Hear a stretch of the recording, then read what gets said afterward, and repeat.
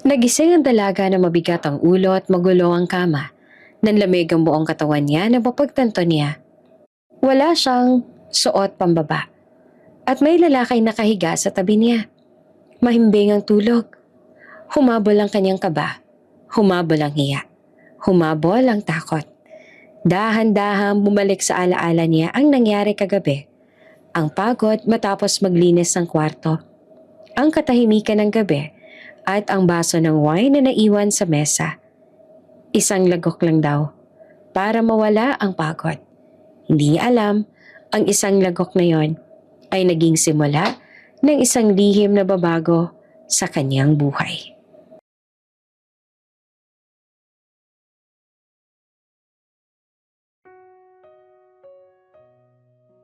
Pagod na si Althea.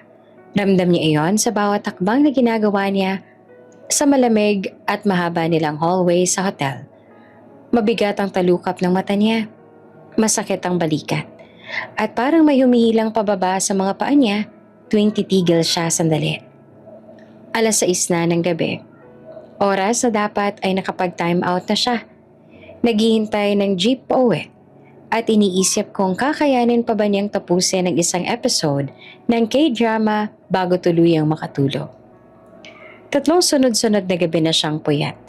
Hindi dahil sa bisyo, hindi dahil sa gala, kundi dahil sa panonood ng mga kwentong pag-ibig na malayo sa realidad niya. Mga lalaking mayaman, gwapo, handang ipaglaban ng babae. Mga babaeng minamahal ng buo. Samantalang siya, Althea! Napahinto siya sa paglalakad nang marinig ang boses ni Maris. Ang kaibigan at kasamahan niya sa housekeeping. Mabilis itong lumapit. Hawak ang clipboard, halatang nagmamadali. Bakit? Tanong ni Althea na halatang ubos na ang lakas. May konting kaba sa loob niya. Alam niya ang itsura ni Maris kapag may i-a-assign na hindi niya gugustuhin. May lilinisin pa. Bungad ni Maris. Room 168. Nanlaki ang mata ni Althea. Ha? Mars, tapos na duty ko ah. Ako rin, pagod. Mabilis sa sagot ni Maris. Pero VIP to. Kanina po umalis yung guest.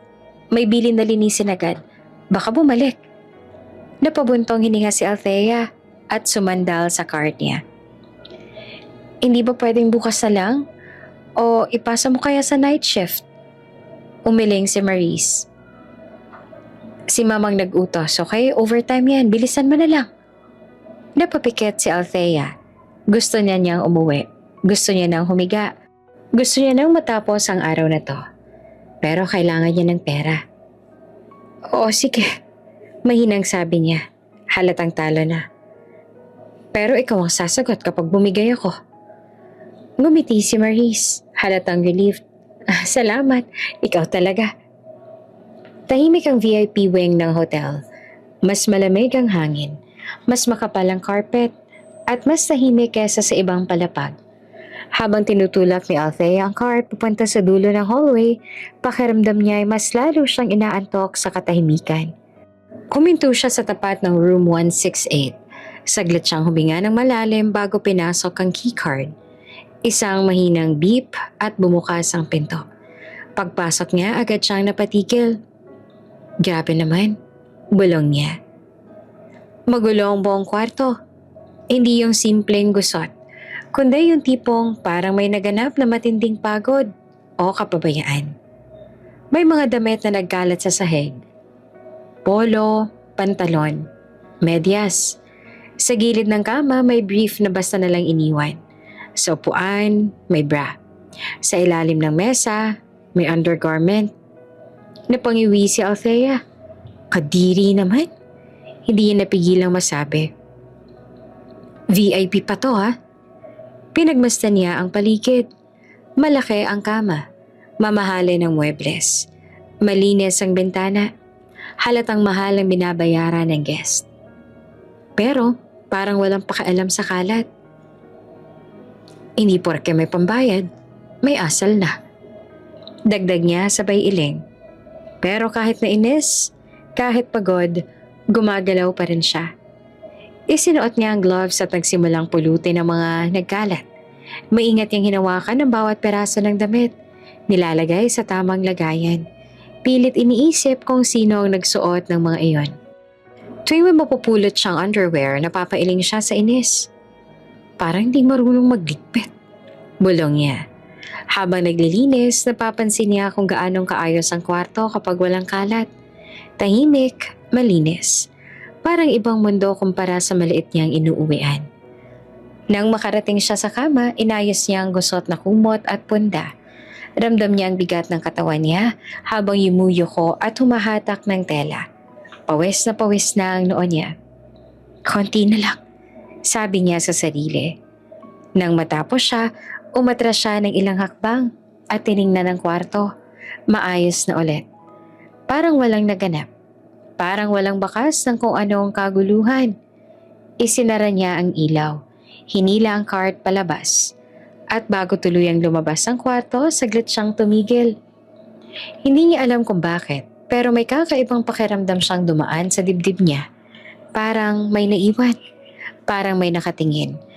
Parang may kwartong may tinatagong lihim. Iniling niya ang ulo. Pagod lang to, bulong niya. Isinara niya ang pinto ng room 168. Hindi niya alam na babalikan niya ang kwartong yon sa paraang hindi niya inaasahan. Pawis na si Althea nang tuluyan niyang matapos ang paglilinis. Parang bumigay ang balikat niya habang nilalapag niya ang huling basurahan sa cart. Mabigat ang katawan niya. Nanginginig ang tuhod sa pagod. At pakiramdam niya ay ilang oras na siyang hindi humihinga ng maayos.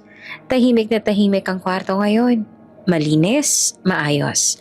Parang walang bakas ng kaguluhang nadatnan niya kanina. Isang mahabang buntong hininga ang pinakawalan niya. Sa wakas, mahina niyang sabi. Isa-isa niyang pinatay ang mga ilaw. Una, ang lampshade. Saka ang ilaw sa may mesa. Hanggang sa ang natira na lang ay ang liwanag na pumapasok mula sa malaking bintana. Napahinto siya. Maliwanag ang buwan. Hindi yung karaniwang liwanag kundi yung malinaw, bilog at tahimik na parang may sariling mundo sa labas. Tumatama ang sinag nito sa sahig. Umaabot hanggang sa gilid ng kama. Napapatingin siya roon. Parang biglang bumagal ang oras. Ang liwanag, bulong niya. Lumapit siya sa mesa para kunin ang susi at checklist. Doon niya mali nakita ang wine glass. Hindi niya napansin kanina kung gaano pa karami ang laman. Kulang-kulang pang kalahati. Kulay pula, kumikislap sa liwanag ng buwan. Saglit siyang natigilan. Hindi siya umiinom. Hindi siya pala inom. Pero sa gabing yon, parang may kung anong humihila sa atensyon niya. Siguro dahil pagod siya. Siguro dahil antok. Siguro dahil gusto lang niyang mawala kahit sandali ang bigat ng araw niya. Isang lagok lang, sabi niya sa sarili. Pampatanggal lang ng pagod. Tiningnan niya ang paligid. Tahimik, walang tao. Sa VIP wing, walang papasok basta-basta. Marahan niyang iniangat ang baso at pinala sa labi. Isang lagok, nanlaki ang mata niya. Uy, bulong niya. Hindi mapait, hindi masakit sa lalamunan. May init na dumaan, pero may tamis din na kakaiba. Parang unti-unting pinapawi ang pagod niya. Napatingin siya ulit sa baso. Konti pa, sabi niya na parang nanghihikayat sa sarili. Isa pang lagok. Mas mahaba, mas buo. Hindi niya alam, hindi niya inisip na sobrang lakas pala ng wine na yon. Ramdam niya agad ang init sa sikmura niya. May kakaibang hilo na gumapang pataas sa ulo niya. Saglit siyang napapikit at sumandal sa mesa. Mahinang umol niya. Inilapag niya ang baso at tumawak sa gilid ng mesa. Parang umikot ang kwarto. Hindi mabilis. Dahan-dahan lang. Parang inaantok na bata. Napatawa siya ng mahina. Grabe. Parang bumigat ang katawan ko. Lumakad siya papunta sa kama. Pakiramdam niya ay masyadong malambot ang sahig. Naupo siya sa gilid ng kama. Bahagyang tumalbog ang kutsyon sa bigat niya. Doon niya napansin kung gaanong kasarap umupo. Kung gaanong kasarap magpahinga. Ilang segundo lang ang lumipas. Pero parang humaba ang oras. Ang liwanag ng buwan ay tumatama ngayon sa mukha niya. Pakiramdam niya ay mainit ang pisngi niya. Mabigat ang talukap ng mata. Sandali lang, sabi niya na halos pabulong. Ihihiga lang ako saglit. Hindi niya na hinubad ang sapatos. Hindi niya inisip ang oras. Hindi niya inisip na nasa trabaho pa rin siya. Humiga siya sa kama. Una ay patagilid. Tapos ay tuluyan ng dumapa. Napabuntong hininga siya nang maramdaman ang lamig ng unan sa pisngi niya. Ang sarap, mahina niyang sabi. Ramdam niya ang antok na parang kumot na bumabalot sa buong katawan niya. May bahagyang hilo, may bahagyang init, pero mas nangingibabaw ang pagod. Hindi niya namalayan na masyado na pala siyang nakainom. Na ang isang lagok lang ay naging higit pa. Na ang kama ay hindi na dapat hinihigaan ng isang tagalinis. Unti-unting bumagal ang paghinga niya. Humupa ang ingay sa ulo niya. Ang liwanag ng buwan ay nananatiling nakasilip. Tahimik sa saksi. At doon sa gitna ng isang VIP room, sa isang kama na hindi kanya, si Althea ay tuluyang nakatulog. Walang kamalay-malay na may ibang taong babalik sa kwartong iyon at ang gabing ito ay hindi na basta matatapos sa antok lang.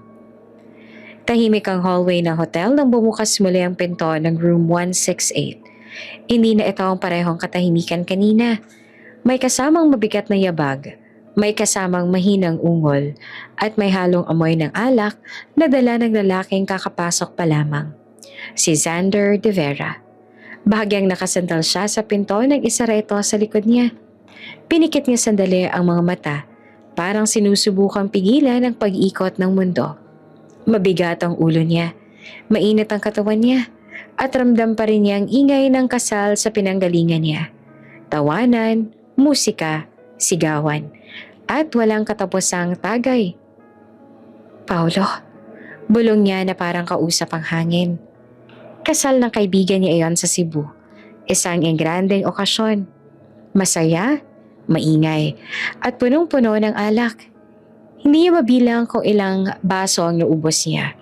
Whiskey, wine, kung anong inabot. Hindi niya intensyong malasing. Pero nang dumating ang puntong lahat ng tao ay masaya na, parang wala na siyang dahilan para magpigil. Tahimik siyang umakyat sa kwarto. Wala siyang bodyguard sa gabing iyon. Hindi niya kailangan. Hindi rin naman siya kilala ng publiko. Sa labas, si Xander de Vera ay walang muka. Hindi artista, hindi politiko, hindi influencer. Pero sa likod ng katahimikan ng apelyido niya, isa siyang tagapagmana ng de Vera family. Isa sa pinakamalaking may-ari ng media at broadcast network sa bansa. Ang DVN network ay kanila. News, shows, negosyo, lahat hawak ng pamilya. At dahil doon, maingat ang bawat galaw niya. Private ang buhay niya. Walang retrato sa social media. Walang balita sa dyaryo. Kahit ang mga kaibigan niya ay iilan lang ang may alam kung sino talaga siya. Sa gabing iyon, gusto lang niyang humiga. Hindi niya na binuksan ang ilaw. Hindi niya na hinanap ang switch. Hinayaan lang niya ang liwanag ng buwan ang gumabay sa kanya sa loob ng kwarto. Sapat na yon para makita ang hugis ng kama, ang mesa, ang bintana. Tinanggal niya ang coat at basta na lang inihagis sa upuan. Inalis ang sapatos. Tinulak palayo gamit ang paa. Mabigat ang bawat galaw niya. Lumapit siya sa kama. At doon siya napatigil. May tao. Isang babae. Nakahiga sa gitna ng kama. Nakatagilid, mahimbing ang tulog. Bahagyang gumagalaw ang balikat sa bawat paghinga. Natatakpan ng kumot ang kalahati ng katawan. Ang buhok ay nakakalat sa unan. Tinatamaan ng liwanag ng buwan. Napakurap si Xander. Ha? Mahina niyang sabi. Una niyang inisip baka mali ang kwarto. Pero sigurado siya. Room 168. Ito ang kwarto niya. Dito siya nag-check-in. Dito siya umalis kanina. Napahawak siya sa sentido. Ano to? Sinubukan niya mag-isip pero sabay-sabay ang pag-atake ng hilo at pagod. Parang ayaw makisama ng utak niya. Isang hotel staff? Di naman siguro. Hindi ganito ang itsura ng staff. At hindi rin basta-basta natutulog sa kama ng guest ang sino mang empleyado. Isang babae. Payak ang itsura. Hindi naka-makeup. Simple ang suot. Hindi mukhang sanay sa ganitong klaseng kwarto. Lumapit siya ng kaunti. Mas malinaw na ngayon ang mukha nito. Bata, mukhang pagod. May bahid ng pawis sa noo. At tulog na tulog. Hindi gumagalaw si Xander. Hindi rin siya nagsalita. Parang may kung anong pumigil sa kanya. Hindi ka ba? Hindi galit, kundi pagtataka. Paano ka napunta dito? Mahina niyang tanong, kahit alam niyang hindi ito sasagot. Saglit siyang umatras at napaupo sa gilid ng kama. Bumigat ang katawan niya at parang mas lalo siyang nahilo. Humawak siya sa kumot. Pakiramdam niya ay umiikot ang paligid. Hindi niya binuksan ang ilaw. Ayaw niyang gambalain ng katahimikan. Ayaw rin niyang magising ang babae, kung sino man ito. Sa isip niya, may bahagi na nagsasabing dapat umalis siya. Tawagin ang staff, itanong kung anong nangyari. Pero may isa ring bahagi, isang mas tahimik, mas malabo na nagsasabing pagod na siya. Humiga siya sa kabilang gilid ng kama. May pagitan pa rin sa kanila. Hindi niya hinawakan ng babae, hindi niya nilapitan. Basta humiga lang. Nakatingin sa kisame na tinatamaan ng liwanag ng buwan. Pagod lang to. Bulong niya sa sarili. Lasing lang ako. Unti-unti namang bumigat ang talukap ng mata niya. Ang presensya ng ibang tao sa kama ay kakaiba. Pero hindi niya iyon nilabanan. Parang may kung anong katahimikan na bumalot sa kanila. Isang lalaking pagod sa mundo. Isang babae hindi dapat naroroon. At sa pagitan nila, isang gabi na hindi na dapat nagtagpo. Sa liwanag ng buwan, magkatabi silang nakahiga. Walang kamalay-malay na ang susunod na pagising ay magbabago sa kanilang dalawa magpakelanman. May kung anong gumalaw. Iyon ang unang pumasok sa isip ni Althea. Hindi agad siya nagising. Parang nasa pagitan siya ng panaginip at realidad. May init, may bigat. May kakaibang pakiramdam sa katawan niya. Mabigat ang talukap ng mata niya at parang ayaw sumunod ng isip niya. Hanggang sa may huminga na tumama sa pisngi niya. Nanlamig ang buong katawan niya. Bahagya niyang ibinulat ang mga mata at ang unang nakita niya ay isang anino sa ibabaw niya. Isang lalaking nakadagan. Ang mukha ay kalahating kita sa liwanag ng buwan. Amoy alak, amoy pabango, mainit ang balat. Napasinghap siya. Bago pa siya tuluyang makapagsalita, naramdaman niya ang labi nitong dumampi sa labi niya. Napamulat siya ng tuluyan. Sandali! Mahina pero gulat niyang sabi. Sabay pilit na itulak ang balikat ng lalaki. Ngunit pabigat ang katawan nito. Hindi marahas, pero malinaw ang bigat. Parang nawala ng balanse si Xander. Dala ng kalasingan at pagod. At napasandal ng todo sa kanya. Wait! Garalgal na sabi ni Althea. Nanginginig ang boses. Hinawakan ni Xander ang mukha niya. Parang sinusubukang i-focus ang paningin. Doon lang niya napansing gising na ang babae. Sorry. Mahina nitong sabi. Akala ko. Hindi niya natapos ang sasabihin. Parang huli na ang lahat para umatras agad. Ang init ng katawan nila, ang pagkakalapit, ang katahimikan ng kwarto. Lahat ay naghalo. Sinubukan ni Althea na umusog, pero parang mabagal ang galaw ng katawan niya. Ang ulo niya ay mabigat, parang may ulap. Doon niya naramdaman, lasing pa rin siya. Ang wine, ang pagod, ang antok. Hindi dapat to, bulong niya. Higit sa sarili kesa sa lalaki. Pero sa kabila ng kaba may kakaibang sensasyon na gumapang sa dibdib niya. Ang init, ang bango ng lalaki, ang tibok ng puso niya na parang kumakawala sa dibdib. Hinawakan ni Xander ang kamay niya. Marahan, parang nagtatanong. Hindi niya agad hinigpitan. Hindi rin niya agad hinila palayo. Stop, kung ayaw mo. Mahinang sabi ni Xander. Seryoso ang tinig kahit lasing. Saglit na katahimikan. Huminga si Althea ng malalim. Umikot pa rin ang mundo niya pero malinaw ang isang bagay. Gising siya. Nararamdaman niya ang bawat segundo, ang bawat galaw. Hindi niya alam kung bakit pero hindi siya umiwas. Hindi niya alam kung pagod, kalasingan o kung ano. Pero may bahagi sa kanya na hinayaan ng sarili na madala. Marahang bumaba ang mukha ni Xander, halik na hindi na biglaan, hindi na padalos-dalos. Mas mabagal, mas maingat. Napapikit si Althea. Sandali. Mahina niyang sabi ulit pero hindi na pagtutol, parang paghingi ng oras. Unti-unting naglaho ang kaba, napalitan ng kakaibang init. Parang may apoy na dahan-dahang sinisindihan sa loob niya. Ang sensasyon ay bago, nakakatakot pero totoo. Nang maramdaman ni Xander ang bahagyang pagkapit ni Althea sa damit niya, doon niya nalaman na hindi ito panaginip. Hindi niya alam kung kailan tuluyang nagbago ang lahat. Kung kailan ang takot ay naging kaba. Kung kailan ang kaba ay naging pagnanasa. Basta alam niya, nang mangyari ang sumunod, pareho na silang hindi umatras. Nang mapansin ni Xander ang panginginig ni Althea, ang paninigas ng katawan nito, doon niya naintindihan. Wait, mahinang sabi niya at huminto. Virgin ka ba? Namala si Althea. Gusto niyang umiyak. Gusto niyang tumakbo.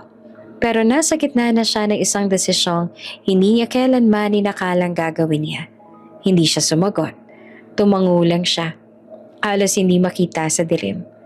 Napamura si Xander ng mahina. Hindi galit, kundi gulat. Huminga siya ng malalim. Parang nag-iisip kung itutuloy o ititigil. Hindi ko intensyon. Umpisa niya. Ngunit hinawakan ni Althea ang kamay niya. Kung titigil ka, okay lang. Sabi niya na nanginginig ang boses pero buo ang loob. Pero, huwag ka magsisinungaling sa akin. Hindi na sila nagsalita pagkatapos nun. Masakit, totoo yon. May kirot, may luha na pilit niyang pinigil. Pero may init din, may pagyakap. May sandaling parang nakalimutan niya ang buong mundo. Hindi ito perpekto. Hindi ito romantiko gaya ng napapanood niya sa K-drama. Pero totoo, nangyari. At matapos ang lahat, magkatabi silang humiga. Parehong pagod, parehong tahimik. Nakatitig si Althea sa kisame, hinihingal pa rin. Si Xander ay nakatagilid, nakapikit, parang unti-unting tinatalo ng antok. Hindi sila nag-usap, walang pangako, walang pangalan. Ilang minuto lang pareho silang tuluyang nakatulog. Hindi nila alam na ang gabing iyon ay hindi matatapos sa pagmulat sa umaga. Na ang isang pagkakamali, isang desisyong ginawa sa gitna ng antok at alak ay magiging simula ng isang buhay na hindi nila kayang takasan. Nagising si Althea sa katahimikan. Hindi iyon yung payapang katahimikan ng mahimbing na tulog, kundi yung biglaang pagmulat na may kasamang kaba. Mabigat ang dibdib niya, mainit ang pisngi, at parang may humila sa sikmura niya pababa. Unang dumampi sa isip niya ang isang katotohanan hindi niya agad gustong tanggapin. May katabi siya. Nanlaki ang mata niya nang maramdaman ang bigat ng isang braso sa bewang niya. Huminto ang hininga niya. Dahan-dahan siyang gumalaw. Parang takot na may magising. Nakita niya ang lalaki. Nakahiga sa tabi niya. Nakapikit, mahimbing ang tulog. Ang mukha nito ay malinaw na ngayon sa liwanag ng madaling araw. Hindi na anino. Totoo na. Malapit, sobrang lapit. Biglang bumalik sa alaala niya ang mga nangyari. Ang halik, ang init, ang sakit. Ang desisyong ginawa niya kahit takot siya. Napahigpit ang hawak niya sa kumot. Diyos ko, pabulong niyang sabi. Umupo siya sa kama, nanginginig ang kamay. Doon niya napansin, wala siyang suot pambaba. Nanlamig ang buong katawan niya. Parang binuhusan ng malamig na tubig ang ulo niya. Hindi, hindi to pwedeng mangyari. Hindi to pwedeng malaman ng kahit sino. Hindi pwedeng magkakilala sila. Hindi pwedeng maulit. Kailangan niyang umalis. Ngayon na. Dahan-dahan siyang tumayo mula sa kama. Maingat na huwag gumawa ng ingay. Ang sahig ay malamig sa paa niya. Nilingon niya ang lalaki. Di pa rin ito gumagalaw. Huminga siya ng malalim at nagsimulang maghanap ng damit sa dilim. Uniform niya, blusa, palda. Nakita niya ang sapatos sa gilid ng kama. Kinuha niya iyon. Hawak sa isang kamay, sinilip niya ang sahig. Ang upuan, ang mesa. Wala. Hinaplos niya ang kumot. Wala. Ang underwear niya, wala. Napapikit siya at pinipigilan ng pag-iyak. Nasaan ka? Bigla siyang napatigil ng gumalaw ang lalaki sa kama. Napasingap naman si Althea. Wala nang isip-isip. Agad siyang dumapa at nagtago sa ilalim ng kama. Hawak niya ang hininga niya. Parang isang batang nagtatago sa taguan. Mula sa ilalim, nakita niya ang mga paa ng lalaki na bumaba sa kama. Nakaramdam siya ng bahagyang pagyanig habang tumatayo ito. Narinig niyang ungol. Halatang kagigising lang. Napapikit siya ng mahigpit. Sana bumalik na lang siya sa kama. Sana hindi siya tumingin sa paligid. Sana. Narinig niya ang yabag papunta sa banyo. Bumukas ang ilaw at sumara ang pinto. Doon lang siya huminga ng maluwag. Ngayon na. Mabilis siyang gumapang palabas. Hindi na iniintindi kung marumi ang ilalim ng kama. Kinuha niya ang blusa at palda. Isinuot ng mabilis kahit hindi maayos. Isinabit ang sapatos sa isang kamay. Hindi niya na hinanap ang underwear. Ayaw niya nang magtagal. Ayaw niya nang mag-isip. Ayaw niya nang maalala ang mukha ng lalaking iyon kapag nagising ito. Tahimik niyang binuksan ang pinto. Saglit siyang tumigil. Parang may humila sa dibdib niya. Gusto niyang lumingon. Gusto niyang magpaalam. Gusto niyang magtanong kung ano na ang mangyayari. Pero mas malakas ang takot. Isinara niya ang pinto sa likod niya at naglakad palayo sa hallway. Halos tumatakbo pero pinipigilan ng sarili na huwag gumawa ng ingay. Ang oras sa dingding ay nagpapakitang madaling araw na. Pagdating sa service area, doon lang bumigay ang tuhod niya. Umupo siya sa bangko at humawak sa ulo. Hindi na mauulit. Paulit-ulit niyang bulong. Hindi na mauulit. Bumalik siya sa quarters, nagpalit ng damit, at pilit inilibing ang nangyari sa pinakamalalim na parte ng isip niya. Isang gabing wala siyang balak balikan. Isang pangyayaring dapat manatiling lihim. Sa loob ng banyo ng room 168, si Xander ay humarap sa salamin. Hawak ang ulo, pilit inaayos ang paghinga.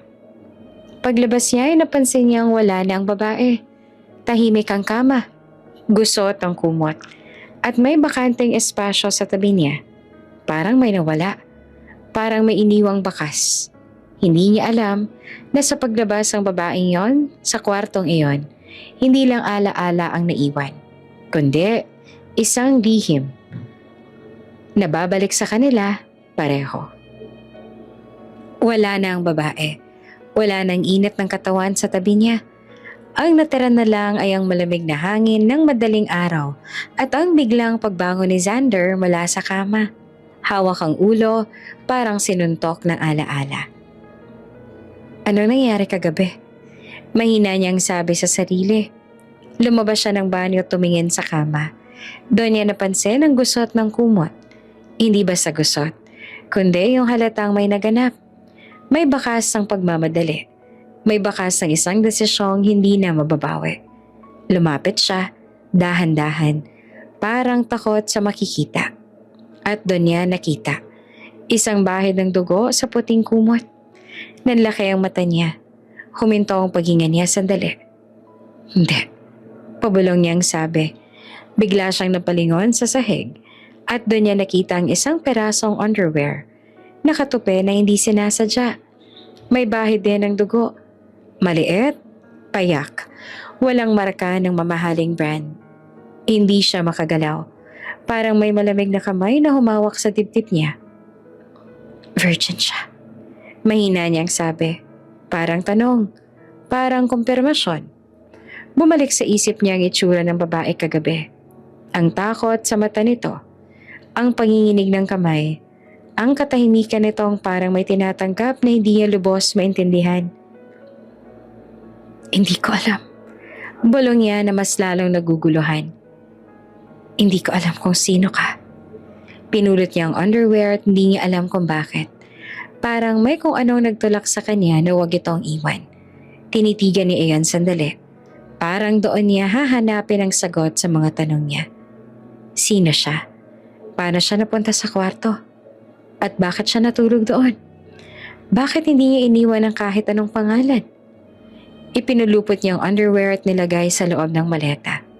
Hindi niya rin maipaliwanag sa sarili niya kung bakit niya ginawa yon. Hindi iyon alaala ng kasiyahan, kundi alaala ng isang gabing hindi niya planado. Pero hindi rin niya makalimutan. Umupo siya sa gilid ng kama at humawak sa ulo. Hindi siya sanay sa ganito. Sa buong buhay niya, kontrolado ang lahat. Negosyo, pangalan, imahe. Lahat ay planado. Maingat, tahimik. Walang iskandalo. Walang tanong na walang sagot. Pero ang gabing yon, wala siyang kontrol. Ilang oras matapos noon, umalis siya ng hotel. Tahimik, walang kasamang bodyguard. Walang iniwang tanong sa staff. Parang walang nangyari. Pagbalik niya sa Maynila, sinubukan niyang ibalik ang dating takbo ng buhay niya. Mga meeting, mga kontrata, mga proyekto ng DVN Network, mga board discussion na punong-puno ng numero at estratehiya. Pero tuwing gabi bumabalik ang alaala. Ang liwanag ng buwan, ang katahimikan ng kwarto, ang babaeng hindi niya kilala. Minsan habang nasa opisina, bigla siyang mapapatigil. May sandaling parang naaamoy niya ulit ang pabangong to. Kahit wala naman. Minsan sa gitna ng meeting, bigla niyang maiisip. Nasaan na kaya siya ngayon? Hindi niya hinanap. Hindi niya rin sinubukan. Bahagi iyon ng sarili niyang disiplina. Ang hindi bumalik sa mga bagay na maaaring makasira sa katahimikan ng buhay niya. Lumipas ang 1 taon, 2, 3, hanggang sa 6 na taon na ang nakaraan. Pero kahit na ganon, may mga gabing magigising siya ng bigla. Pawis na pawis at ang unang papasok sa isip niya ay ang babaeng iyon. Hindi niya alam ang pangalan. Hindi niya alam ang mukha ng malinaw sa liwanag ng araw. Pero alam niya ang isang bagay. Hindi iyon basta-basta. Isang gabi, habang nasa mansyon siya, nakita niya ang maleta sa loob ng closet. Matagal niya nang hindi binubuksan. Parang may sarili itong mundo sa loob ng tahimik niyang kwarto. Binuksan niya at naroon pa rin ang underwear. Matagal niya itong tinitigan. Kung nasaan ka man, mahina niyang sabi at hindi niya alam kung kanino niya kinakausap ang hangin. Sana okay ka lang. Isinara niya ang maleta. Hindi niya alam na ang gabing pilit niyang inililibing sa alaala ay may iniwang mas malalim na bakas kesa sa isang perasong damit. At ng babaeng yon ay hindi tuluyang nawala sa buhay niya. Hinihintay lang ang tamang panahon para bumalik. Maganda ang dating ni Sanders sa ospital. Ayaw niyang malate, lalo na't kasama niyang ina niyang si Doña Celestina. Mahigpit, matalas ang mata, at sanay na sinusunod. Naka-wheelchair ang Doña, suot ang maayos na damit, at may 2 bodyguard na palaging nakaabang sa magkabilang gilid. Kahit nasa ospital, hindi nawawala ang presensya ng kapangyarihan. Dito na lang tayo, sabi ni Sanders sa nurse. Sabay tulak sa wheelchair ng ina papunta sa waiting area. Sandali lang to, ma. Tumango si Doña Celestina, pero halatang iritable. Hindi ko gustong umuwi ng ospital, sabi niya diretso. Pero kailangan ko makita ang resulta. Tahimik si Xander. Sanay na siya. Sa bawat kilos ng ina may kasamang tensyon. Hindi dahil sa galit, kundi dahil sa bigat na inaasahan. Apo, iyon ang matagal nang hinihingi ng Donya. Isang bagay na palagi nilang iniiwasan pag-usapan. Habang naghihintay sila, napansin ni Sander ang galaw sa gilid ng hallway. May mga pasyente, may mga nurse, may mga batang takbuhan, normal na tanawin. Hanggang sa may isang batang dumaan sa harap nila. Mabilis ang takbo, may hawak na laruan. Isang batang lalaki. Napahinto ang tingin ni Sander. Hindi dahil sa gulo kundi dahil sa anyo. May kung anong tumama sa dibdib niya. Isang pamilyar na pakiramdam. Ang hugis ng mukha, ang hugis ng ilong, ang tindig ng ulo kahit bata pa. Sander? Biglang sabi ni Doña Celestina na nanginginig ang boses. Nilingon niya ang ina. Nakaiyak na ito. Ma? Gulat niyang tanong. Nakatutok ang tingin ng Doña sa batang tumatakbo palayo. Nanginginig ang kamay niya habang dahan-dahang tinuturo ang direksyon. Anak, sabi niya na halos hindi marinig. Apo ko yun. Parang may bumagsak sa loob ni Sander. Ma, sandali. Pilit niya at pilit na kalmado. Bata lang yan. Umiling si Doña Celestina. Mas lalong tumulo ang luha. Hindi. Kilala ko ang dugo ko. Ganyan na ganyan ka nung bata ka. Ang mga mata. Ang noo. Diyos ko. Napatayo si Sander. Parang hinila ng kung anong persa. Sinundan niya ng tingin ang batang papalayo sa dulo ng hallway. At doon niya nakita. Oo, hindi lamang kamukha. Parang siya. Noong bata pa siya bago pa tumigas ang mundo, bago pa naging mabigat ang apelyido niya. May mga lumang litrato sa bahay at ang batang iyon para bang lumabas mula roon. Ma, mahina niyang sabi na ngayon ay siya nang may kaba sa boses. Hindi pwede. Biglang lumiko ang bata at nawala sa paningin. Hanapin mo! Halos sigaw ni Doña Celestina. Habulin mo! Huwag mo hayaang mawala! Nagtingin na ng mga bodyguard. Agad silang kumilos. Naglakad palayo sa direksyong tinuro ng Doña. Tumayo si Sander at sumunod. Ang dibdib ay mabigat. Ang isip ay nag-uunahan ng tanong. Sino ang bata?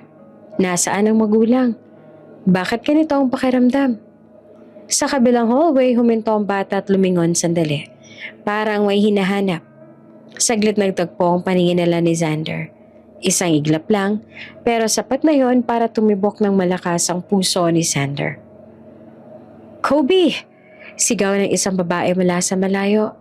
Napalingan naman ang bata at biglang tumakbo ulit. Kobe! Ulit na Sander sa sarili. Sander! Sigaw ni Doña Celestina mula sa likod. Huwag mo nang pakawalan, Diyos ko! Pakiramdam ko mawawala siya. Humabol si Sander. Hindi na iniisip kung tinitingnan sila ng mga tao. Pero mabilis ang bata. Sanay sa pasikot-sikot ng ospital. Sa isang sulok, tuluyan itong nawala. Huminto si Sander, hinihingal. Nagbalik ang mga bodyguard na may kaba sa muka. Sir, hindi po namin nakita. Tumango si Sander. Pilit hinahabol ang hininga. Bumalik siya sa ina. Nakahawak si Doña Celestina sa armrest ng wheelchair. Nanginginig pa rin. Hanapin mo siya, mariing sabi niya. Hindi ako nagkakamali. Tahimik si Sander. Sa loob-loob niya, may kung anong pinto ang unti-unting bumukas. Isang pinto na 6 na taon niya nang sinasarado. Isang babaeng hindi niya kilala. Isang gabing hindi niya planado. At ngayon, isang batang kamukha niya. Ma, maingat niyang sabi. Hahanapin natin. Pero kailangan nating sigurado.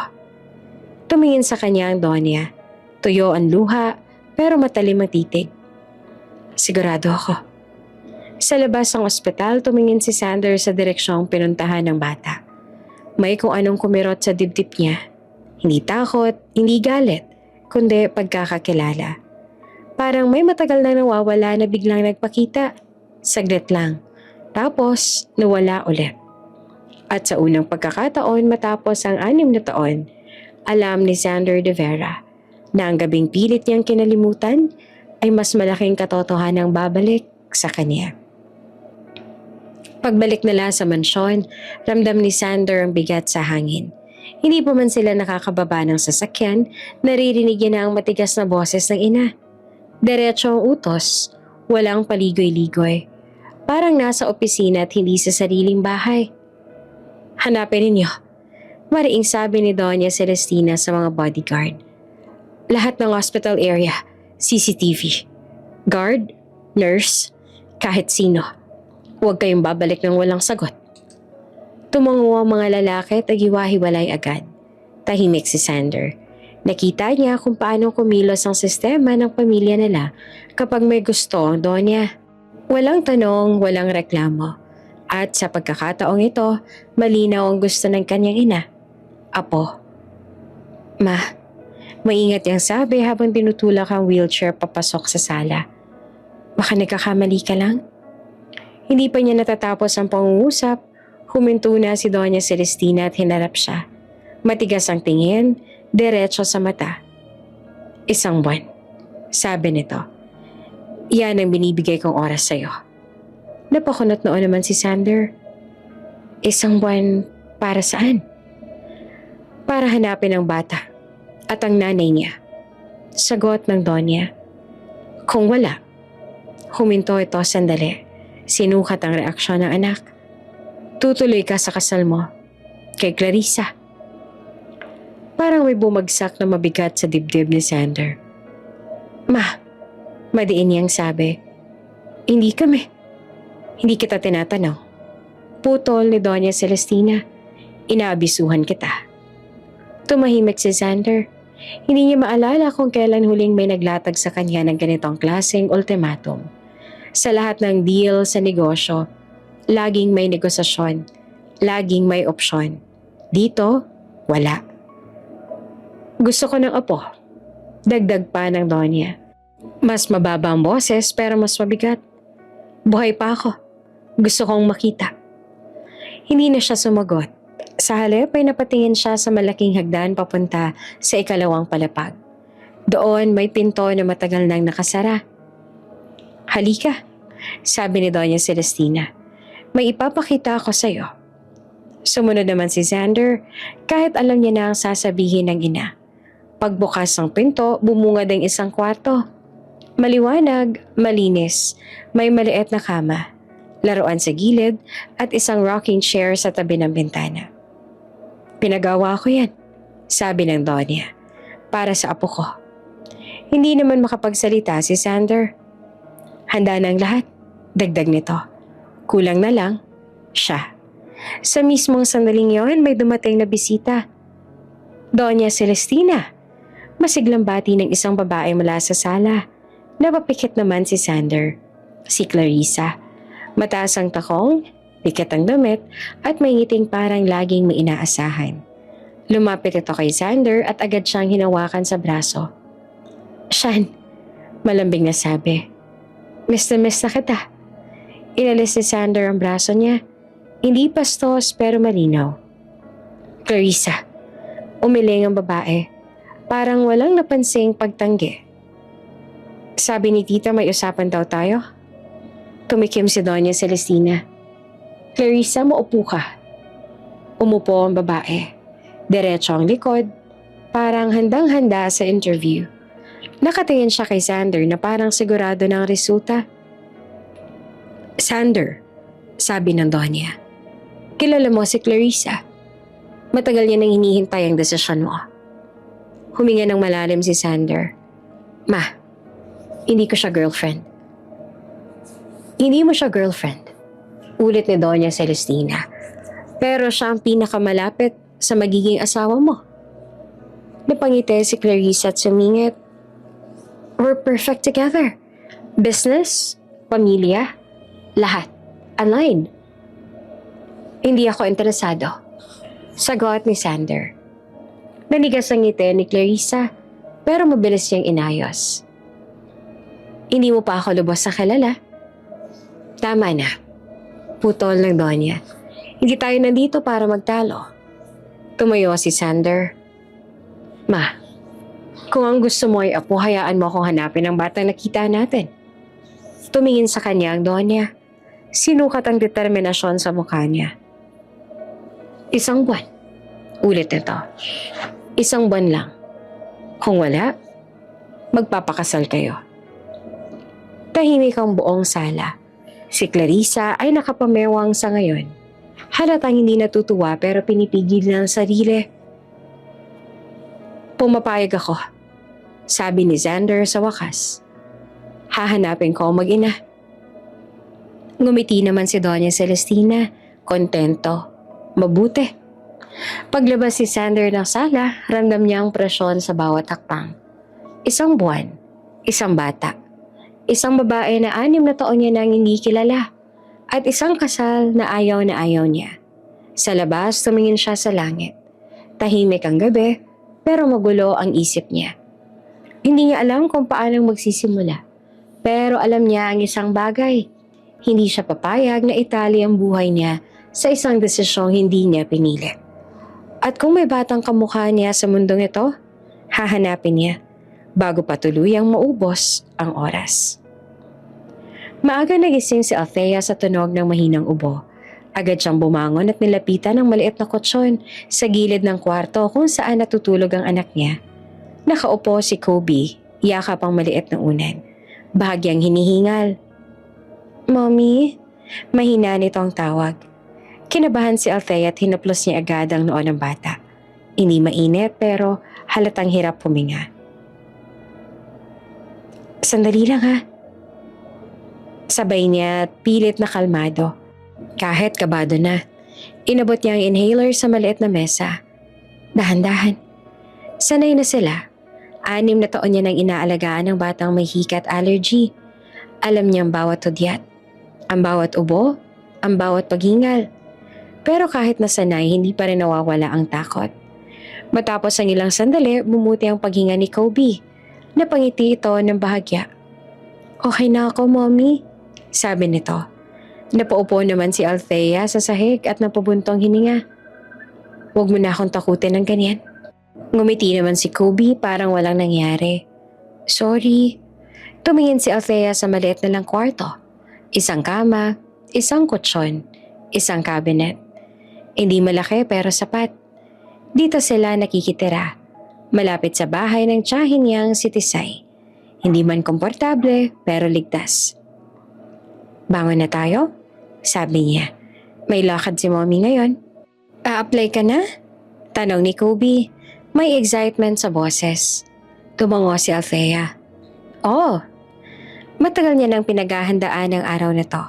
Sa kabila ng lahat, sa kabila ng pagiging single mom, sa kabila ng takot at pagod, nakapagtapos siya ng business management. Hindi madali. May mga gabing umiiyak siya habang nag-aaral. May mga araw na halos hindi siya makapasok sa klase dahil walang magbabantay kay Kobe. Pero kinaya niya. At ngayon narito na sila sa Maynila. Lumuwas siya dala ang anak, ang kaunting ipon at ang malaking pag-asa na makahanap ng trabahong magbibigay sa kanila ng mas maayos na buhay. Habang nag-aalmusal sila, dumating si Tisay. May dalang pandesal. Oh, kumain muna kayo, sabi nito. Lyra, ikaw muna kay Kobe mamaya ha? Lumabas ang pinsan niyang si Lyra, hawak ang cellphone. Ako na, Ate Althea. Hatid ko na siya sa park mamaya. Gumiti naman si Althea. Salamat, babalik naman ako agad. Bihis na bihis siya ng araw na yon. Simple, ngunit maayos. Itim na slacks, puting blouse, at flat shoes. Hindi siya naghahangad ng ingrandeng itsura. Gusto lang niyang magmukhang handa. Habang naglalakad siya palabas, napahinto siya sandali at tiningnan ang anak. Be good, okay? Sabi niya. Tumango si Kobe. Good luck, Mommy! Huminga siya ng malalim bago tuluyang umalis. Sa jeep papuntang city, hawak niya ang folder na may lamang resume. Paulit-ulit niyang binabasa ang nakasulat doon. Parang tinitiyak na totoo ang lahat. Ang target niya, DVN Network. Matagal niya nang pinag-isipan kung saan siya mag-a-apply. Maraming kumpanya sa Maynila, pero iisa lang talagang gusto niya. Mataas ang sahod, malaki ang oportunidad, at kung papalarin, baka doon magsimula ang bagong buhay nila. Pagdating niya sa harap ng gusali ng DVN network, napatingala siya. Mataas, malinis, malayo sa mundong nakasanayan niya. Para kay Kobe. Bulong niya sa sarili. Pumasok siya sa lobby, medyo kinakabahan pero tuwid ang tindig. Tinuro siya ng receptionist sa tamang direksyon para sa application. Habang naghihintay siya sa pila, napaisip siya sa mga nagdaang taon. Ang gabing pilit niyang kinalimutan. Ang desisyong ginawa niya sa gitna ng takot. Ang batang nasa likod niya ngayon. Ang dahilan kung bakit hindi siya pwedeng sumuko. Hindi niya alam. Nasa gusaling iyon, sa kumpanyang iyon, unti-unti nang papalapit ang landas niya. Sa lalaking matagal na ring hinahabol ang alaala. At nang bagong simula na inaasam niya, ay may kasamang lihim na hindi niya kayang kontrolin. Mahigpit ang hawak ni Althea sa folder ng resume habang papasok siya sa HR floor ng DVN network. Tahimik ang loob ng opisina. Malinis, maliwanag, at puno ng taong mukhang sanay sa ganitong klaseng mundo. Ramdam niya ang kaba. Pero hindi siya umatras. Kailangan ng trabahong to. Habang papalapit siya sa reception desk, may narinig siyang pamilyar na boses sa gilid. Mabilis lang to, may meeting ako. Napahinto si Althea. Hindi siya pwedeng magkamali. Kilala niya ang boses na yon. Matalas at may halong yabang. At parang laging may kasamang utos. Dahan-dahan siyang lumingon. At doon niya nakita si Clarissa. Maayos ang bihis, mataas ang takong at may kumpiyansang hindi nawawala. Parang pag-aari niya ang lugar. Sandaling nagtagpo ang paningin nila ni Althea. At sa isang iglap, nag-iba ang ngiti ni Clarissa. Ay, sabi nito na may halong panunuya. Ikaw na naman? Nanlamig si Althea. Hindi niya ito inaasahan. Sa lahat ng pwedeng makasalubong sa araw na yon, bakit siya pa? Good morning. Mahinahon niyang bate. Pilit iniiwasan ng gulo. Ngumisi si Clarissa. Ano ginagawa mo dito? A-apply po. Sagot ni Althea ng diretso. May schedule po ako sa HR. Biglang tumawa si Clarissa. Maikli at malamig. A-apply? Dito? Lumapit ito, tiningnan mula ulo hanggang paa si Althea. Parang hinuhusgahan ang bawat detalye. Alam mo ba kung nasan ka? Alam ko, sagot ni Althea. DVN network. Humigpit ang panga ni Clarissa. Hindi kita papapasukan. Napakunot ang noo ni Althea. Excuse me? Ako nagsasabi. Dagdag ni Clarissa. May matigas ang boses. Walang slot para sa'yo. Umuwi ka na lang. May ilang empleyado ang napatingin. Ramdam ni Althea ang init sa pisngi niya. Halo ng hiya at galit. Pero hindi siya umatras. Hindi po kayo HR. Maayos pero madiin niyang sabi. Kung may desisyon man, hindi po yan galing sa inyo. Nanlaki ang mata ni Clarissa. Ang kapal ng mukha mo. Ngumiti si Althea. Hindi pa rin umaatras. Mas pakapal po yata ang pagharang sa aplikanteng walang ginagawa sa inyo. May mga bulong-bulong sa paligid. Halatang hindi inaasahan ni Clarissa ang sagot. Alam mo ba kung sino ako? Tanong ni Clarissa. Bahagyang nakataas ang baba. Hindi ko po kailangan. Sagot ni Althea. Ang alam ko lang po, andito ako para magtrabaho. Lalo pang uminit ang hangin. Parang sasabog na si Clarissa nang biglang bumukas ang pinto ng opisina sa gilid. Ano nangyayari dito? Tahimik ang paligid. Lumingon si Althea at parang huminto ang mundo. Si Xander. Maayos ang suot, diretso ang tindig, at may presensyang agad naramdaman ng lahat. Lumapit siya, seryoso ang mukha. Tiningnan ng dalawa. Clarissa, malamig niyang sabi. May problema ba? Biglang nag-iba ang tono ng babae. Wala naman, Xander. Inaayos ko lang. Hindi ka HR. Putol ni Xander. At wala kang karapatang humarang sa aplikante. Nandigas si Clarissa. Pero, enough, sabi ni Xander. Hindi mataas ang boses pero may bigat. You're done here. Napalingon si Xander kay Althea. Saglit siyang napatigil. May kung ano namang kumislot sa isip niya. Isang pakiramdam na hindi niya agad maipaliwanag. Oops! May break muna. Gusto mo bang ma-shoutout dito sa channel ni Ate Jane? Mag-comment lang ng lesson you learned from the latest story uploaded. Dahil pipili kami ng isang best comment of the day para i-shoutout sa susunod na upload. Kaya huwag kalimutang mag-iwan ng lesson you learned after you watch this video. Maraming salamat! Shoutout nga pala kina Maria de la Cruz from Coronadal City, Athena Membrot from Abulog, Cagayan, at Victoria Roldan. Sa ating mga taga-subaybay, paki-comment naman po sa baba kung taga saan kayo para alam ko kung hanggang saan umaabot ang mga kwento ni Ate Jane at para ma-shoutout ko rin kayo sa mga susunod pa nating mga kwento. Maraming salamat sa pakikinig.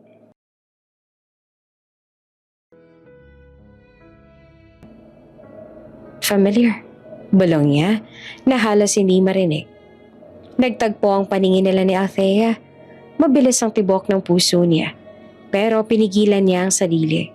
Hindi siya dapat magpakita ng kahit anong pagkabigla. Pasok ka, sabi ni Xander tinuturo ang opisina. Interview? Napasingap si Clarissa. Xander! Clarissa! Mariing sabi niya. That's enough. Walang nagawa ang babae kundi ang umalis. Halatang galit na galit. Pumasok naman si Althea sa opisina ni Xander. Nanginginig pa rin ang tuhod. Umupo siya sa harap ng mesa, pilit inaayos ang sarili. Name? Tanong ni Xander, professional na ulit ang tono. Althea, sagat niya. Althea Reyes. Tumango si Xander, pero hindi niya inalis ang tingin sa mukha niya. May kung ano hindi tugma sa alaala niya, pero may pamilyar na bigat. Let's start, sabi niya sa wakas. At sa loob ng opisina ng DVN Network, nagsimulang magsalubong ang dalawang landas ng matagal nang may ugnayan. Kahit pareho pa nilang itinatanggi. Tahimik ang loob ng opisina ni Xander. Mula sa labas, mukhang karaniwang interview lang. Mesa, upuan, bintana. Pero sa loob ni Althea, parang may bagyong pilit niyang pinapakalma. Maayos ang pagkakaupo niya, tuwid ang likod. Parehong kamay nakapatong sa folder ng resume. Sabihin mo sa akin, sabi ni Xander habang binubuklat ang papel. Anong posisyon ang ina-applyan mo? Huminga si Althea ng malalim. Kahit ano po, diretsong sagot niya. Admin assistant, entry level, kahit saan niyo po ako ilagay, kailangan ko lang po talaga ng trabaho. Bahagyang napatigil si Xander sa pagbuklat. Tumingin siya sa mukha ni Althea, parang sinusukat kung totoo ba ang sinasabi. Business management, sabi niya na binabasa ang resume. Graduate ka? Opo. Bakit kahit ano? Tanong niya. Hindi naman nagpatuloy si Althea. Single mom po ako at mas mahalaga po sa akin ang stability kaysa sa title. Tumango si Xander. Hindi halata kung sang-ayon ba o nag-iisip. Ilang taon ang anak mo? Nabigla naman si Althea sa tanong, pero hindi niya pinakita. 6? Lalaki? Mabilis sa sunod na tanong. Opo. May nag-aalaga habang nagtatrabaho ka? Opo, may tumutulong po. Family. Tumahimik si Xander sandali. Inilapag niya ang resume at sumandal sa upuan. Para bang may binubuo siyang desisyon sa isip. Marunong ka bang mag-alaga ng bata? Tanong niya na parang casual lang. Bahagya namang napakunot si Althea. Opo, anak ko po. Hindi lang basic. Dagdag ni Xander. May sakit ba? May special needs? May munting kirot sa dibdib ni Althea, pero pinatili niyang kalmado ang boses. May hika po at may allergies, pero kontrolado po. Tumango si Xander. Hindi niya alam kung bakit, pero bawat sagot ni Althea ay parang pumapalo sa isang matagal nang nakatagong parte ng isip niya. Ang batang nakita niya sa ospital, ang paraan ng pagtakbo, ang boses na tumawag ng Kobe. Clarissa, biglang sabi ni Xander na parang nagbago ng paksa. Si Clarissa, hindi ko siya girlfriend. Napatingin naman si Althea. Hindi ko naman po tinatanong. Gusto ko lang malinaw. Putol ni Xander na seryoso ang tono. Mapilit lang siya. Ngunit hindi siya parte ng desisyon ko. Tumango si Althea. Naiintindihan ko po. Tahimik ulit ang kwarto. May ilang segundo na parang humaba ang oras. Althea, sabi ni Xander sa wakas, kailangan ko ng personal assistant. Nanlaki ang mata ni Althea. Sir? High pressure ang trabaho. Patuloy niya. Mahaba ang oras. Mabilis ang takbo. Kailangan kong may mapagkakatiwalaan. Tumango agad si Althea. Kaya ko po. Hindi lang yan. Dagdag ni Xander. Diretso na. Gusto ko makita ang anak mo. Napahigpit ang hawak ni Althea sa folder. Po? Hindi ngayon. Mabilis na linaw ni Xander. Pero balang araw. May personal akong dahilan. Sandali namang nag-isip si Althea. Hindi niya alam kung bakit ganito ang takbo ng interview. Hindi niya alam kung normal ito. Pero alam niya ang isang bagay.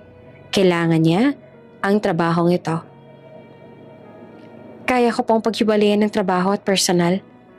Maingat niyang sabi. Hindi ko naman hinihingi na paghalo o pagsabay. Sagot naman ni Xander. Humihingi ako ng tiwala. Tahimik si Althea. Sa isip niya, may boses na nagsasabing mag-ingat. Pero may isa ring mas malakas. Para kay Kobe. Kailan po magsisimula? Tanong niya. Bahagya namang umiti si Xander. Parang natapos na ang isang matagal na debate sa loob niya. Tomorrow. Tumayo si Althea at pilit kinokontrol ang tuwa at kaba. Salamat po. Isang bagay pa? Sabi ni Xander bago siya makalabas. Huwag mo na ako tawaging sir. Kapag kami lang. Napahinto si Althea. Ano po? Xander, sabi niya. That's enough. Tumango si Althea. Opo, Xander. Paglabas niya ng opisina, ramdam niyang nanginig pa rin ang tuhod niya. Hindi niya alam kung paano niya nakuha ang trabaho o kung bakit ganito ang interes ng boss niya sa anak niya. Sa loob ng opisina, naiwan si Xander. Nakatingin sa pintong isinara ni Althea. Isang buwan. Isang batang kamukha niya. At ngayon ay isang babaeng may 6 na taong anak. Hindi pa malinaw ang sagot pero sa unang pagkakataon matapos ang matagal na panahon, pakiramdam niya ay papalapit na siya sa katotohanan kahit pa hindi pa niya kayang banggitin. Nagising si Althea sa init ng noo ni Kobe.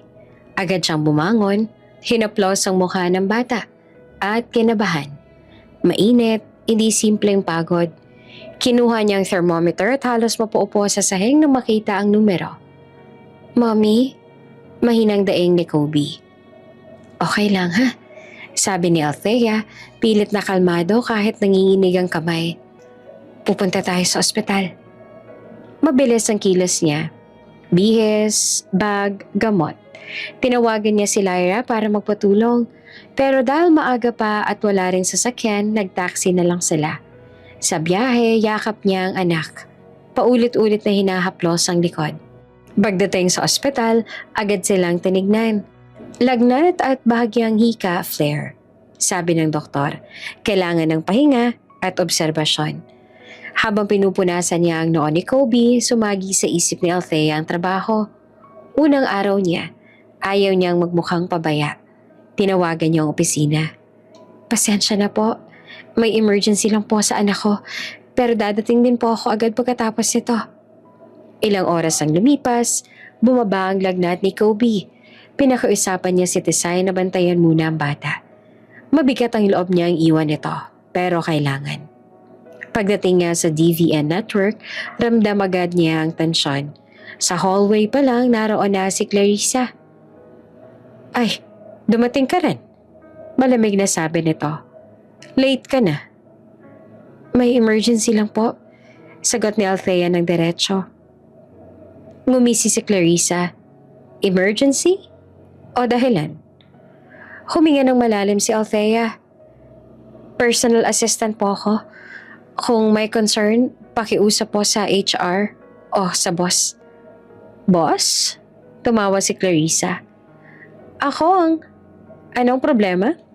Pumasok ang boses ni Xander. Tumahimik ang paligid. Lumingon si Clarissa, pilit inaayos ang ngiti. Xander, I was just...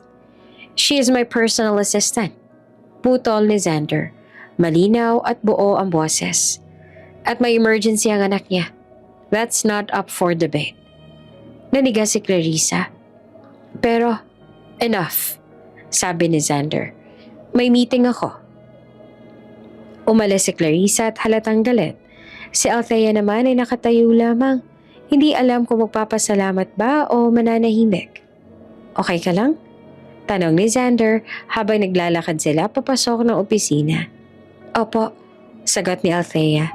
Salamat po. Pagkapasok nila ay biglang nag-ibang templa. Tahimik, magaan, para bang nawala ang ingay sa labas. Kamusta ang anak mo? Tanong ni Xander. Mas okay na po, sagot niya.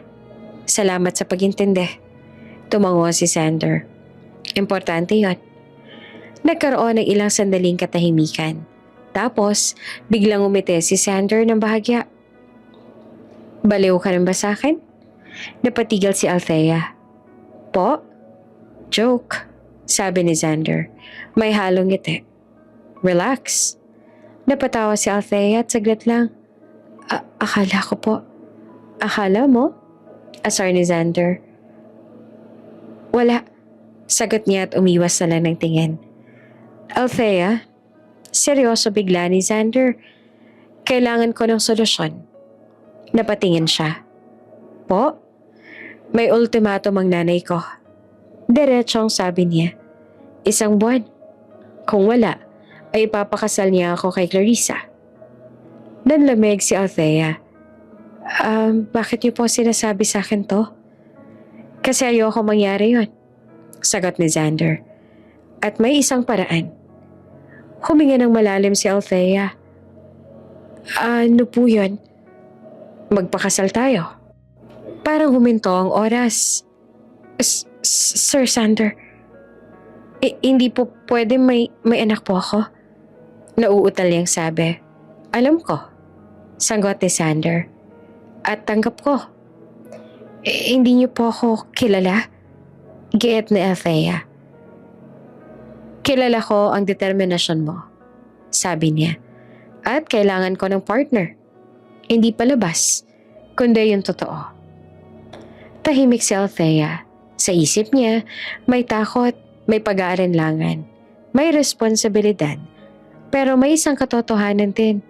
Kailangan niya ng proteksyon laban kay Clarissa at kailangan ng anak niya ng katahimikan. Hindi po ito romantic, sabi niya. Ngumiti si Xander. Hindi ko sinasabing madali. Huminga siya ng malalim. May kondisyon ako. Ano yun? Anak ko ang priority, sabi ni Althea. Walang aapakan. Tumango si Xander. Agreed. Isa pa. Dagdag niya na mahina. Walang drama sa trabaho. Deal, sabi ni Xander. Saglit nakatahimikan. Tapos ay tumango si Althea. Sige. Ngumiti si Xander na parang may nabunot na tinik. Isang bagay pa. Ano po? Kapag kami lang, sabi niya. Wag na sir. Babe na. Namula si Althea. Xander. Tumawa si Xander. Joke. Half joke. Pero sa gitna ng biro, may isang kasunduan na nabuo. Hindi dahil sa kilig, kundi dahil sa pangangailangan. At sa likod ng lahat ng yon, may mga lihim na dahan-dahang gumagalaw, papalapit. Hindi pa tuluyan nakakalayo si Clarissa nang marinig niya ang huling sinabi ni Xander. "Huwag na sir. Babe na." Parang may sumabog sa loob ng dibdib niya. Nakatayo siya sa gilid ng hallway. Bahagyang nakatago sa likod ng salamin. Hawak ang cellphone pero hindi gumagalaw. Narinig niya ang usapan mula umpisa hanggang dulo.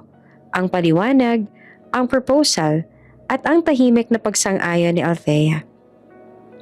Magpapakasal sila. Hindi sa plano ng pamilya, kundi sa gusto niya.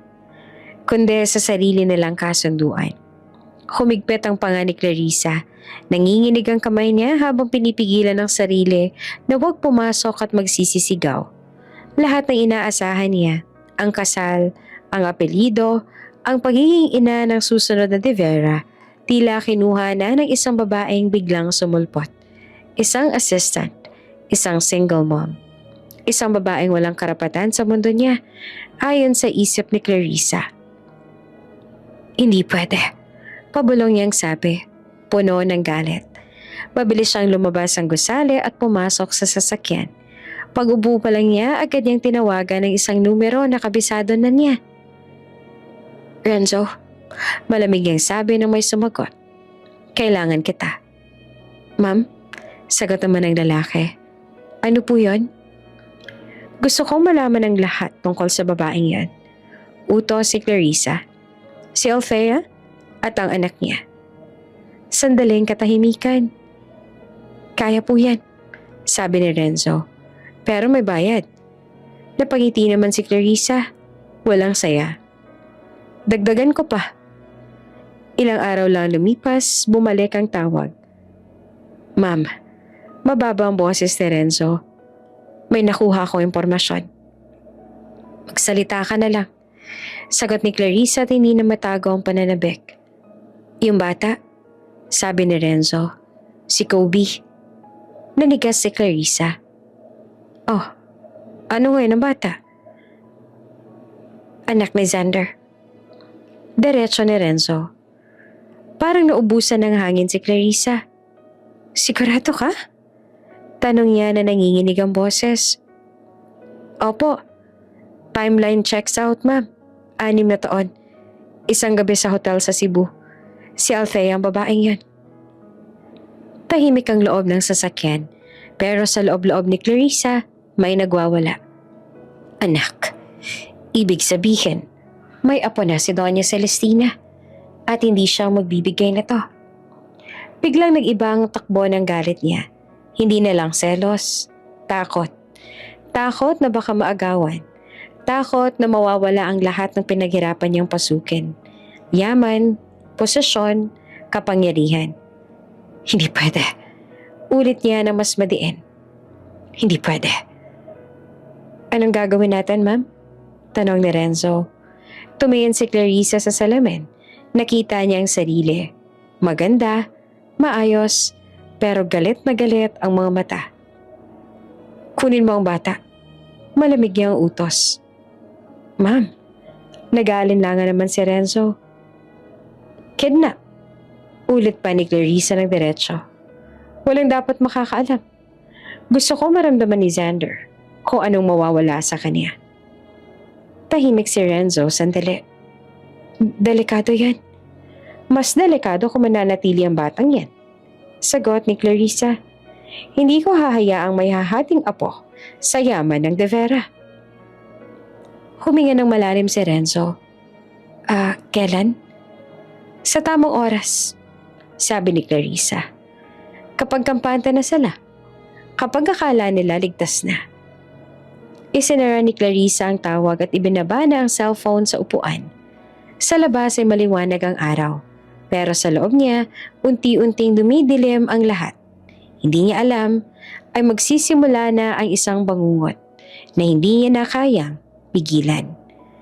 At sa isang sulok ng lungsod, may isang batang walang kamalay-malay na siya na pala ang sentro ng digmaang sisira sa lahat ng kasinungalingan. Tahimik ang hapon sa kalsada pa uwi. Magkatabi sina Tisay at Lyra sa likod ng jeep, habang si Kobe naman ay nakaupo sa pagitan nila, hawak ang maliit na laruan. Medyo pagod ang bata pero maayos ang pakiramdam. Wala na ang lagnat at ang ubo ay paminsan-minsan na lang. Pag uwi, pahinga ka na agad, sabi ni Tisay tinahaplos ang buhok ni Kobe. Opo, sagot naman ng bata. Mahina pero nakangiti. Hindi nila napansin ang puting van na bumabagal sa likuran. Hindi rin nila narinig ang preno hanggang sa tuluyan nitong huminto sa tabi nila. Mabilis ang lahat. Isang pinto ang bumukas. 2 lalaki ang bumaba. May humawa kay Lyra, may humila kay Kobe. Walang oras para sumigaw. Walang oras para makatakbo. Tita! Sigaw ni Kobe na nanginginig ang boses. Kobe! Sigaw naman ni Tisay, pilit hinahabol ang bata. Pero may isang kamay na pumigil sa kanya. Ilang segundo lang at nagsara ang pinto ng van. Tumakbo si Tisay sa gitna ng kalsada. Nanginginig, sumisigaw ng saklolo, ngunit mabilis na nawala ang van sa dulo ng kanto. Parang gumuho ang mundo. Kinuha ni Tisay ang cellphone. Nanginginig ang daliri habang tinatawagan si Althea. Althea? Halos sikbi na ang boses. Dinukot si Kobe. Dinukot nila si Kobe at si Lyra. Parang nabingin si Althea. Ano po? Pabulong niyang tanong. Hindi siya makapaniwala. Tita, ulitin niyo po. May van. Bigla na lang. Napaupo si Tisay sa gilid ng kalsada at umiiyak. Wala na sila. Nalaglag ang cellphone sa kamay ni Althea. Hindi niya alam kung paano siya nakalabas ng opisina. Hindi niya alam kung paano siya nakarating sa parking. Ang alam lang niya, wala na ang anak niya. Sa sasakyan ni Xander, tulala si Althea. Hawak ang dibdib at pilit humihinga. Umiiyak siya. Hindi na napigilan. Buong lakas, buong takot. Xander, higbi niya. Nawala si Kobe. Tumigil ang sasakyan. Napalingon si Xander at nanlamig ang mukha. Ha? Anong ibig mong sabihin? Dinukot siya. Umiiyak na sabi ni Althea. Kasama si Lyra. Bago pa makapagsalita si Xander, tumunog ang cellphone niya. Isang unknown number. Sinagot niya agad ito. Hello. Isang malamig na boses ang sumagot. Nasa akin ang anak mo. Parang may humigpit sa lalamunan ni Xander. Pumunta ka sa abandoned building sa Mayrides. Patuloy ng boses. Mag-isa. Walang pulis. Naputol ang linya. Tahimik ang sasakyan. Si Althea naman ay tuluyang bumigay. Yumuko. Umiyak. Anak ko. Paulit-ulit niyang bulong. Huminga ng malalim si Xander. Pilit na pinapakalma ang sarili. Makukuha natin siya. Mariin niyang sabi. Parang pangako sa sarili. Pero may bumabagabag na tanong sa isip niya. Isang tanong na matagal nang umuukil-kil. Ngayon ay mas malinaw. Althea, maingat niyang sabi. Taga Cebu ka ba? Napatingin naman si Althea at nagulat. Po? 6 years ago. Patuloy ni Xander na mababa ang boses. May nangyari sa isang hotel sa Cebu. Nanlamig ang mukha ni Althea. Parang binuksan ang isang pinto na matagal niya nang isinara.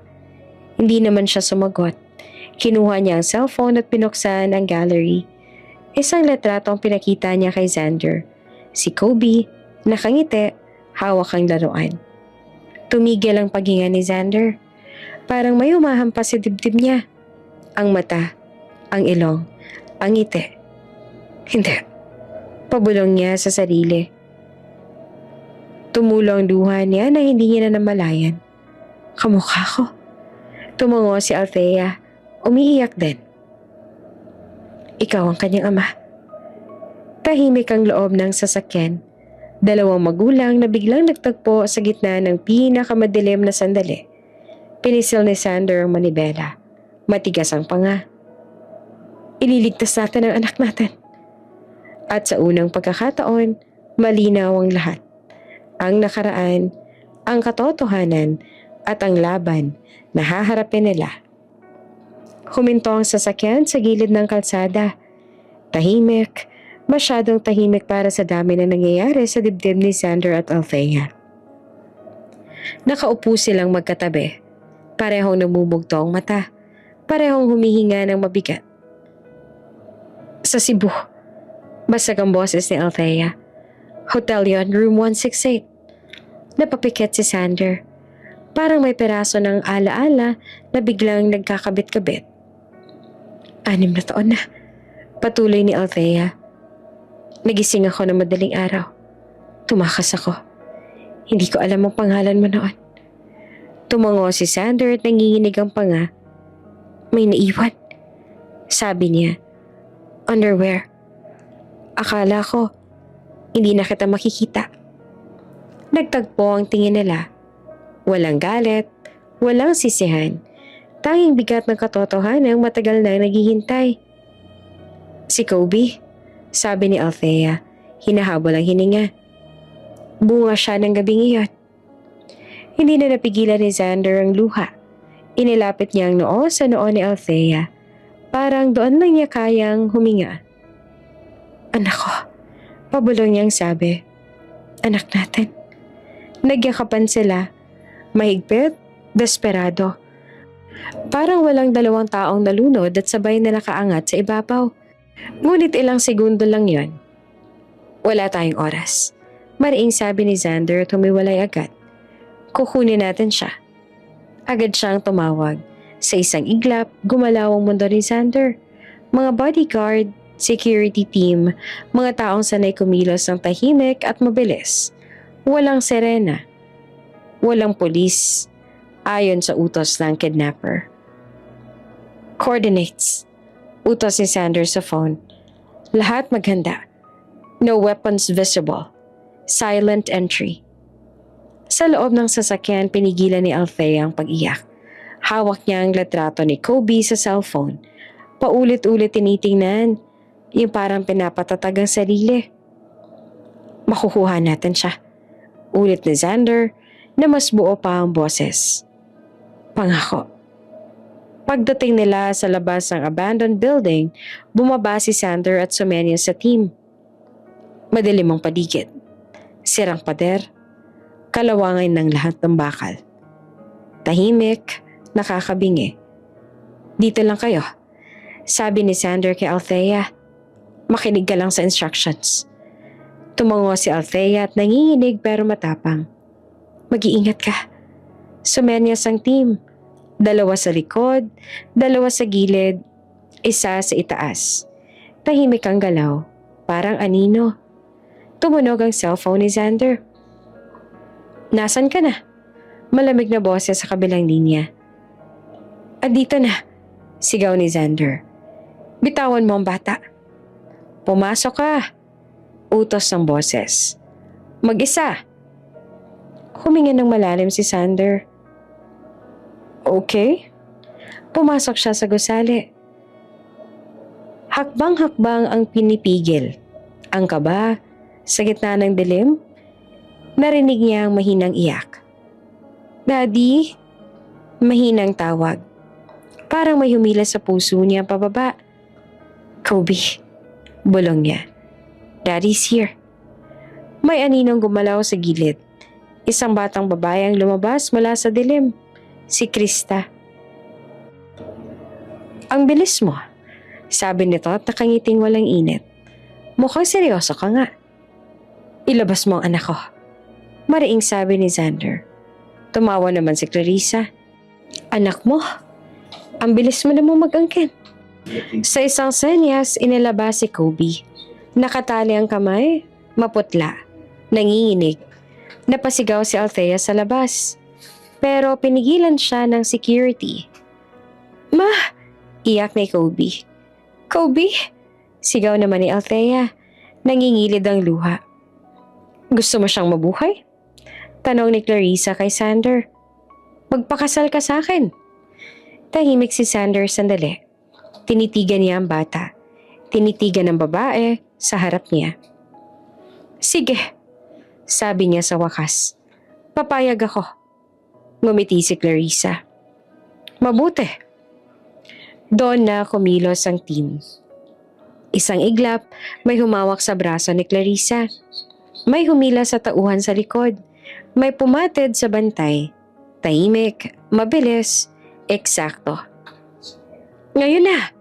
Sigaw ni Xander. Kinalas ang tali ni Kobe. Tumakbo ito papunta sa ama. Yumakap si Xander, mahigpit, parang ayaw niya nang pakawalan.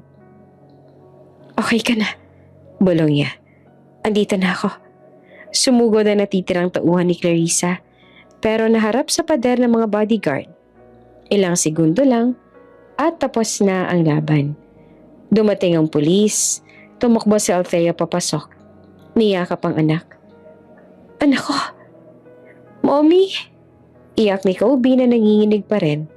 Lumapit si Xander at inilagay ang kamay sa balikat ng dalawa. Sa gitna ng gulo, malinaw ang isang bagay. Pamilya na sila. Habang dinadala si Clarissa palayo, nagtititili ito. Hindi pa tapos to. Pero para kay Xander at Althea, tapos na ang pagtakbo. Nagsimula ng pagharap. Mabigat ang hangin sa loob ng abandoned building. Mula sa gitna ng dilim, humakbang si Clarissa papalapit kay Xander. May hawak na maliit na remote at ngiting pilit pinatatatag ng galit. Sa likod niya ay 2 tauhan na nakapwesto, nakaabang, handang sumunod sa utos. Isang salita lang. Sabi ni Clarissa at malamig ang boses. Pumirma ka sa kasal? O tatapusin ko ang bata? Sumenya siya. Inalabas si Kobe mula sa likod ng pader. Nakatali ng maputla, nanginginig, umiiyak ang bata. Halatang pagod at takot. Daddy, mahina ang tawag. Parang may humila sa puso ni Xander pababa. Huminga siya ng malalim. Pilit pinipigil ang sarili. Sige, sabi niya sa wakas sa mabagal. Papayag ako. Napangiti si Clarissa. Naniniwala. Matalino. Isang hakbang pa ang ginawa ni Xander at doon niya binawi. Sa isang higlap, hinablot niya ang baril mula sa tagiliran ng bantay at tinutukan si Clarissa. Bitawan mo ang bata. Ngayon. Nagkagulo ang mga tauhan. May umangat ang kamay, may umatras. Sa labas, sabay-sabay pumasok ang security team ni Xander. Mabilis, tahimik, eksakto. Isang ambush na pinaghandaan. Dapa! Sigaw na isa. Ilang segundo lang lumipas at tapos na ang laban. Hawak na ang mga tauhan. Nakaluhod si Clarissa, nanginginig sa galit. Hindi pa tapos to! Sigaw niya. Pero tapos na. Kinalas ang tali ni Kobe at tumakbo ang bata kay Xander at niyakap siya ng mahigpit. Okay ka na. Bulong ni Xander na nanginginig ang boses. Andito na ako.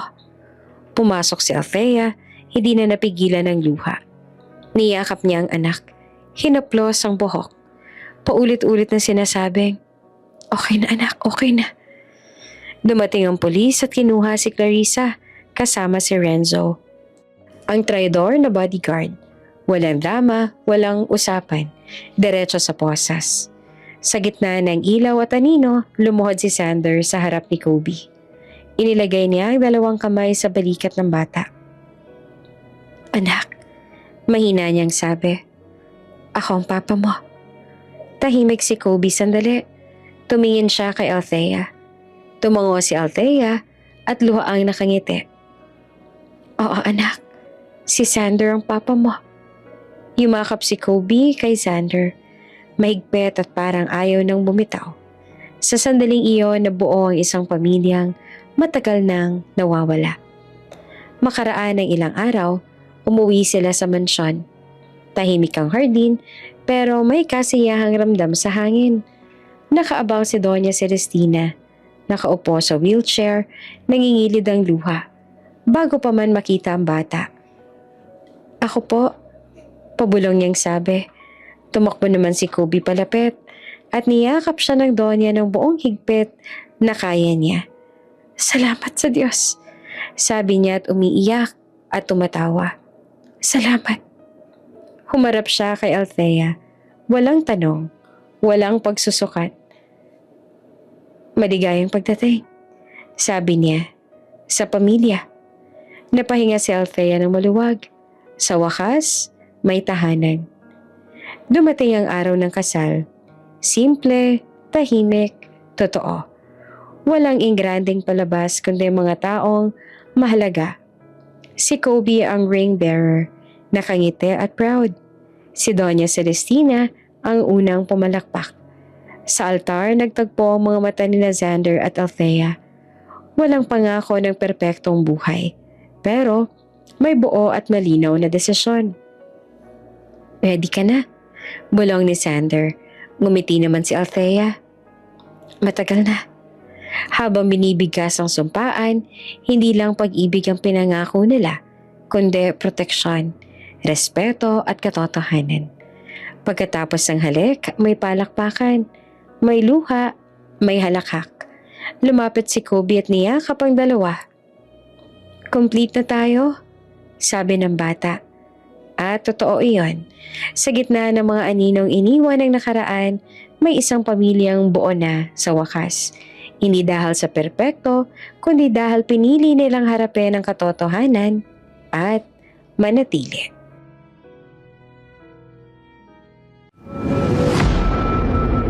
Kung bago ka pa lang sa channel na ito, Ate Jane TV, huwag kalimutang pindutin ang notification bell and subscribe button. Sana po hindi naman malaking abala sa inyo ang pagpindot ng subscribe button dahil ang kapalit po nito ay ang pagsuporta para makapag-produce ng mga libreng stories sa mga channels ni Ate Jane. Maraming salamat!